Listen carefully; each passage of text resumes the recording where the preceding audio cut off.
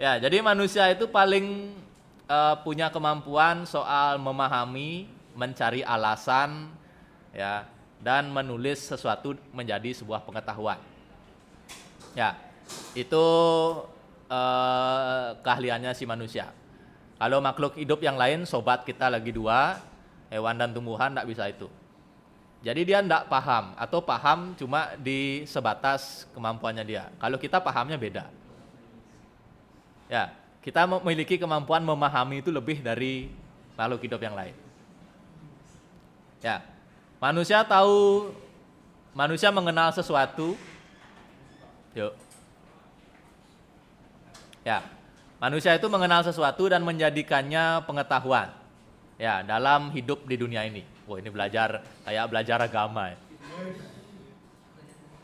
Ya, contoh paling simpel lah. Ya, manusia tahu ini makhluk keras, ini benda keras, ada yang namanya benda lunak. Ya, lalu dia memberikan nama warna, ini hitam, ini biru, ini merah. Jadi dikasih warna. Dari warna itu jadi pengetahuan. Oh, lampu merah berhenti, lampu hijau kamu boleh jalan. Ya, jadi itu kemampuannya manusia. Jadi dia memiliki kemampuan untuk memahami. Ya, lalu apa yang sudah dibikin manusia-manusia sebelumnya itu bisa diwariskan, dilanjutkan terus oleh manusia-manusia yang lain. Ya, kalau binatang, hidupnya reset. Lahir, makan, hidup, kawin, mati. Lahir, makan, hidup, kawin, mati. Lahir, makan, hidup, kawin, mati. Kalau hewan kayak gitu. Kalau manusia enggak. Lahir, hidup, makan, main Instagram, main TikTok, lagi 5 tahun, 10 tahun, manusianya nggak main Instagram, main TikTok. 5 tahun lalu, 10 tahun lalu, manusianya nggak main Instagram, main TikTok. Kayak bisa. Ya, jadi kita itu, kemampuan kita di situ. Ya, kita mewariskan atau meneruskan pengetahuan. Apa yang orang-orang udah tahu di kehidupan sebelumnya, Albert Einstein nemuin gravitasi, Thomas Alva Edison nemuin listrik, itu kita bawa lagi padahal orangnya udah meninggal. Hari ini kita pakai listrik, orang yang nemuin listrik udah nggak ada. Ya, hari ini kamu naik mobil, naik motor, pegang telepon, Galileo Galilei udah nggak ada. Ya, kita membawa pengetahuan dari manusia-manusia sebelumnya. Ya, termasuk ntar mewariskan ke manusia yang akan datang, yang berikutnya. Ya, kita kayak gitu. Ya, kita kayak gitu. Nah, PR-nya kaitannya dengan mata kuliah ini adalah gimana caranya bikin mesin kayak gitu.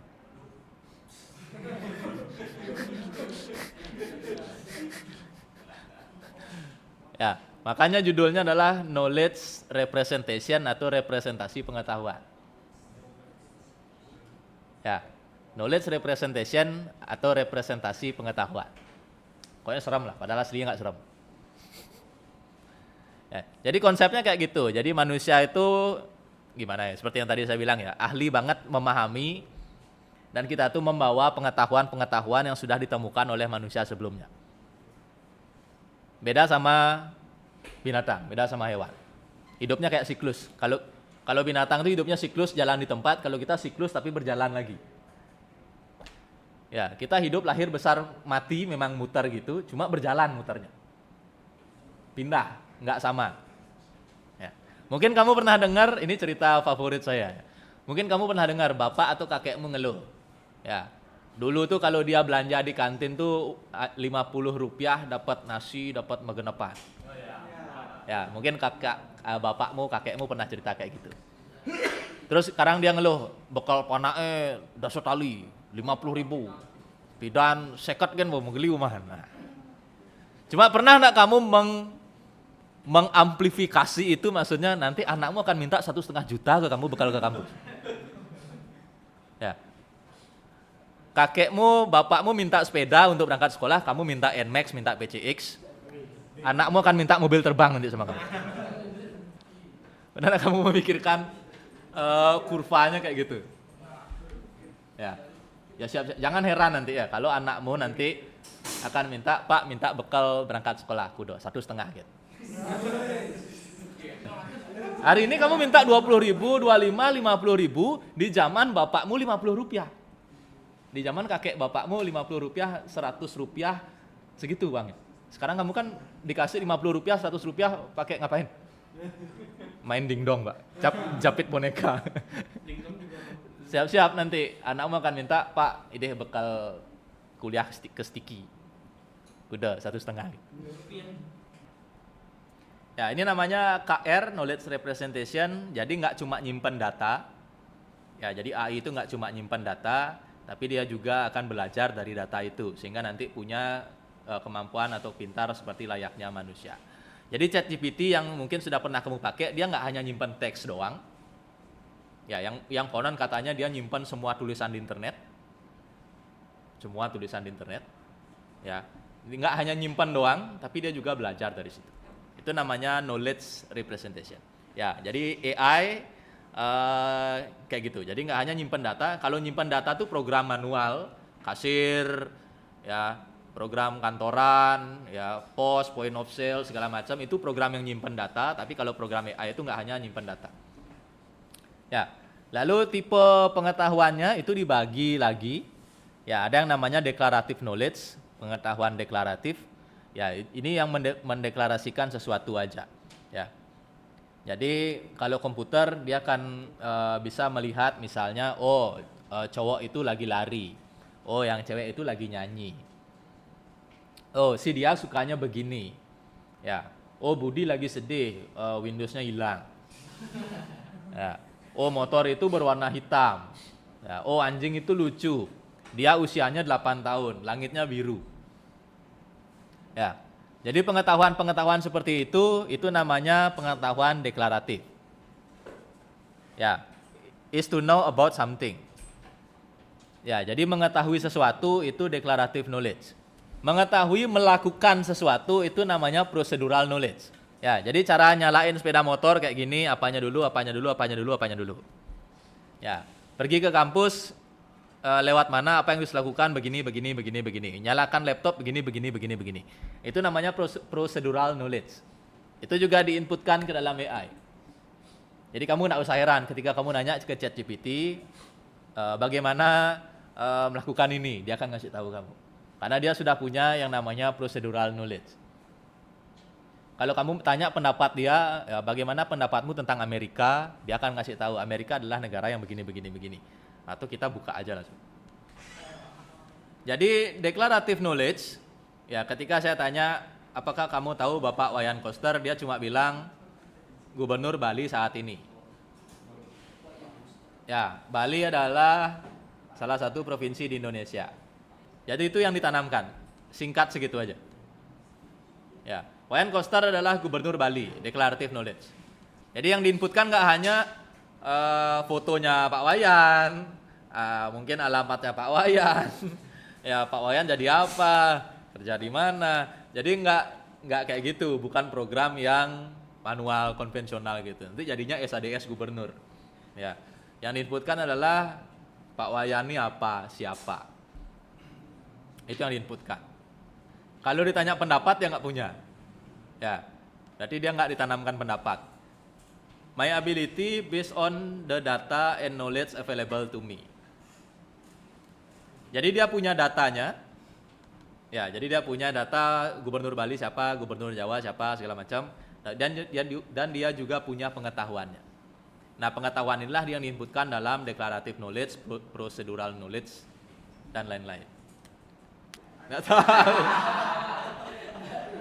Ya iyalah. Enggak, sama aja. Dia nggak punya data saya. Hah? Sama apa lagi, sama aja. Ya, karena yang bikin nggak nginputin datanya. Ya, jadi itu ya. Jadi dia nggak punya data dan juga nggak punya knowledge-nya. Jadi dia punya data, Koster Gubernur Bali. Ketika ditanya apa pendapatmu tentang Gubernur Bali, dia nggak tahu.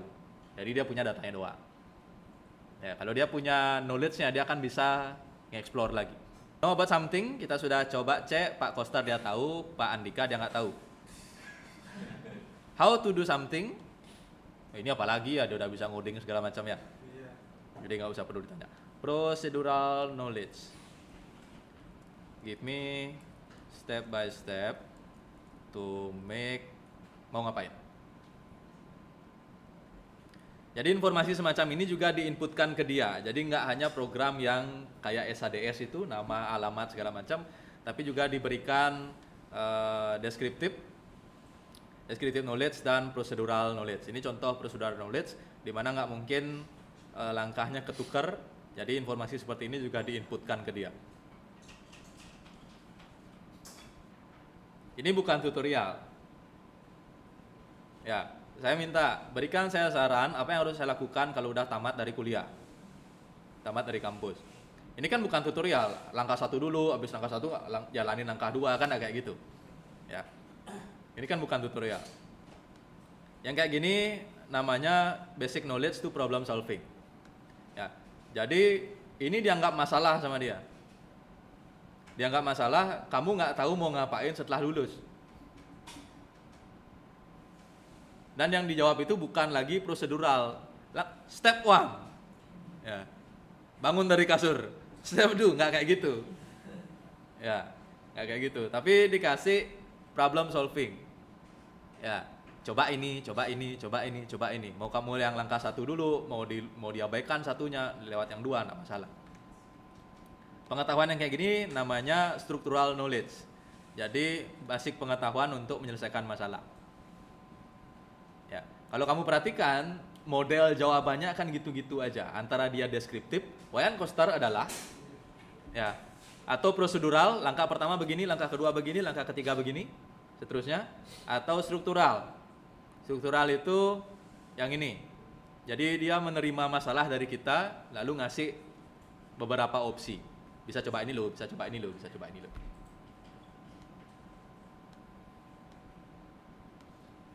Jawabannya akan gitu-gitu aja. Ya, secara umum akan 3 tadi. Yang pertama deskriptif, Wayne Koster adalah ini, sisanya saya nggak tahu. Ya, instiki itu ini, salah, ya udah sorry. Ya, oh kamu nanya cara begini, oke, 1 begini, 2 begini, 3 begini, 4 begini, seterusnya. Oh masalahnya begini, kamu coba bisa ini, bisa ini, bisa ini, bisa ini. Jadi ChatGPT kayak gitu. Ya, jadi apa yang terlihat wah canggih, pintar hari ini, sebenarnya teorinya udah ada dari dulu. Sudah direncanakan dari waktu-waktu sebelumnya. Menjadilah ChatGPT hari ini. Ya, termasuk mungkin cara give me an advice about how to, apa bahasa Inggrisnya, PDKT ke cewek. Kira-kira jadinya prosedural nggak mungkin, jadinya akan struktural.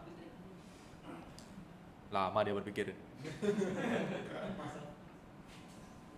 Ini bukan 1 dulu, habis 1 2, habis 2 3, enggak kayak ngoding Arduino tadi.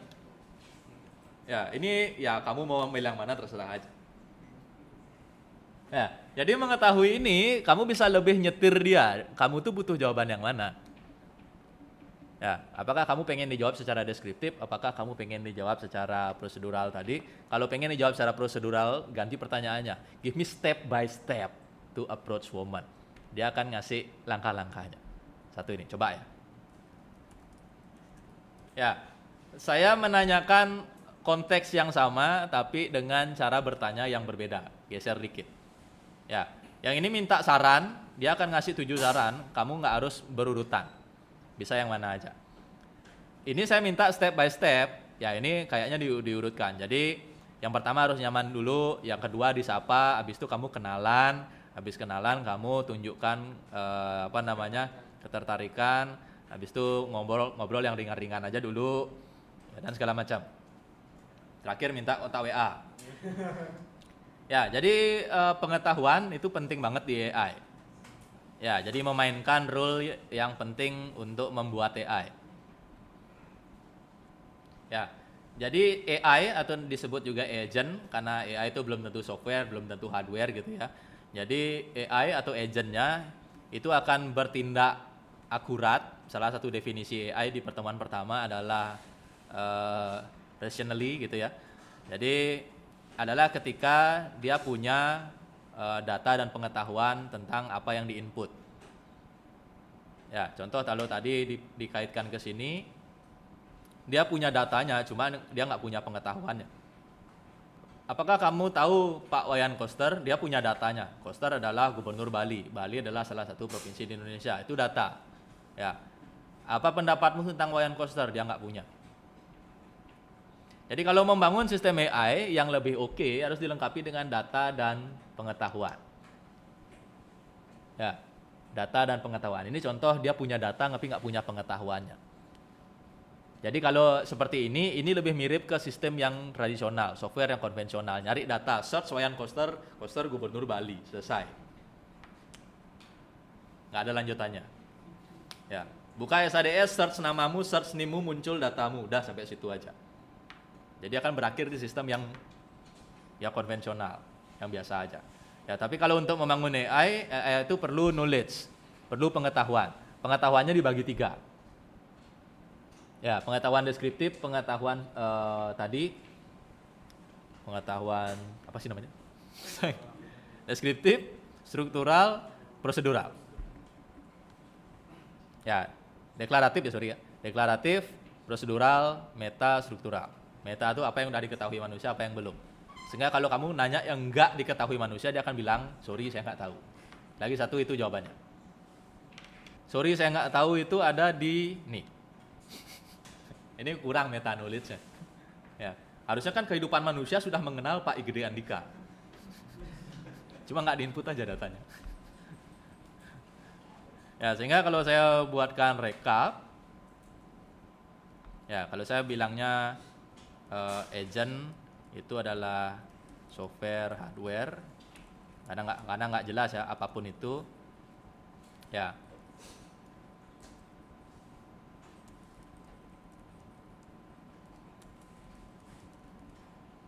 Ya, jadi kalau dia punya data aja akan jadi SADS-mu yang itu. Dia punya data aja. Ya, jadi kalau dibuat keluar PPT jadinya kayak gini. Ya, kalau dibuat keluar PPT jadinya kayak gini. Jadi kalau punya data aja nggak jadi AI, jadinya SADS. Ya, jadinya yang bankingmu itu punyanya data doang. Ya. Tapi kalau data dengan knowledge akan jadi AI, nggak jadi SADS, jadinya Tokopedia.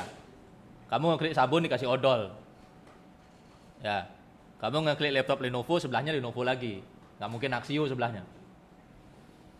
Karena dia punya knowledge. Orang yang beli Lenovo juga akan beli yang ini. Orang beli sabun akan klik odol. Knowledge. Kalau data, sabun, odol, harga sekian.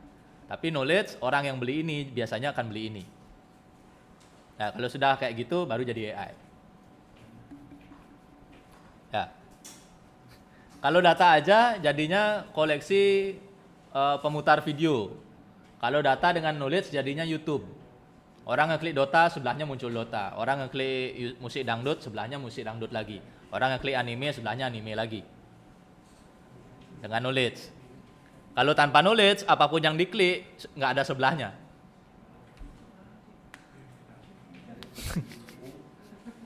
Ya. Lalu knowledge yang tadi itu disampaikan dengan deklaratif, prosedural, meta, dan struktural. Dengan outputnya masing-masing yang sudah kita coba di ChatGPT. Ya, kira-kira kayak gitu.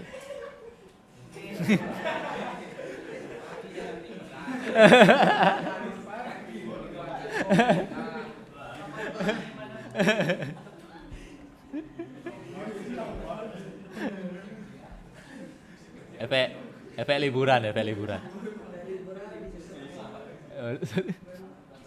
Si bahagia lagi ya.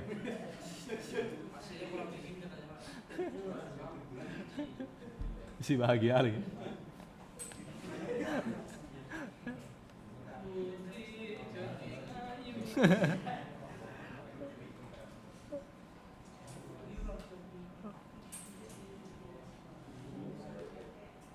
Ya, sama satu lagi, ya, sama satu lagi apa yang membedakan AI dengan software konvensional lainnya? adalah AI itu punya kemampuan untuk menyelesaikan masalah. Ya, jadi punya kemampuan untuk menyelesaikan masalah, memutuskan sesuatu. Itu yang membedakan. Ya, kalau SHDSmu tidak bisa menyelesaikan masalah. Ya, SHDSmu tidak bisa menyelesaikan masalah. Ya, tapi Tokopedia bisa. Ya, maksudnya menyelesaikan masalah Tokopedia itu gimana? Kamu udah close, nggak jadi beli dah, buka lagi. Mungkin kamu tertarik dengan ini.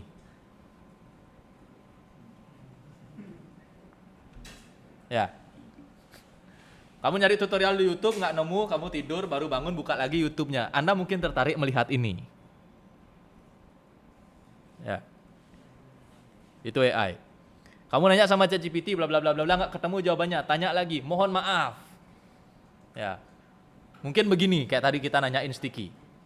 Salah, itu bukan sticky. Oh sorry, sticky ini. Salah lagi, oh sorry. Itu mau diulang terus dia akan jawab terus. Itu yang membedakan. Kalau SHDS pun tidak bisa kayak gitu. Jadi itu yang membedakan. Software yang konvensional dan software yang cerdas dibuat-buat. Ya, bagaimana cara membuat dia cerdas dibuat-buat adalah dengan menginputkan pengetahuan tadi.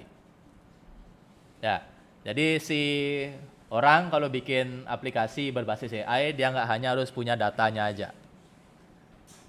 Tapi dia juga harus punya data sama knowledge-nya, sama pengetahuannya.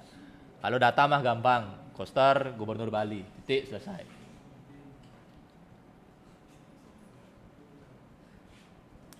Tapi dia juga harus menginputkan knowledge tentang Wayan Koster. Apapun.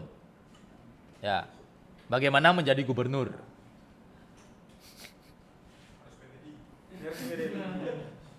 Ya. Gimana menjadi gubernur? Gimana saran kalau saya punya cita-cita menjadi gubernur? Gimana menjadi gubernur? Munculnya langkah-langkah. 1, kamu begini, 2, kamu begini, 3, begini. Berikan saya saran kalau saya punya cita-cita jadi gubernur. Itu bukan lagi struktural, bukan lagi prosedural, bukan lagi langkah-langkah. Akan keluar saran-saran. Kamu sebaiknya begini, kamu sebaiknya begini, sebaiknya begini. Itu diinputkan. Ya, jadi kalau data doang, Koster Gubernur Bali, titik, data doang. Tapi kalau ke knowledge tidak kayak gitu.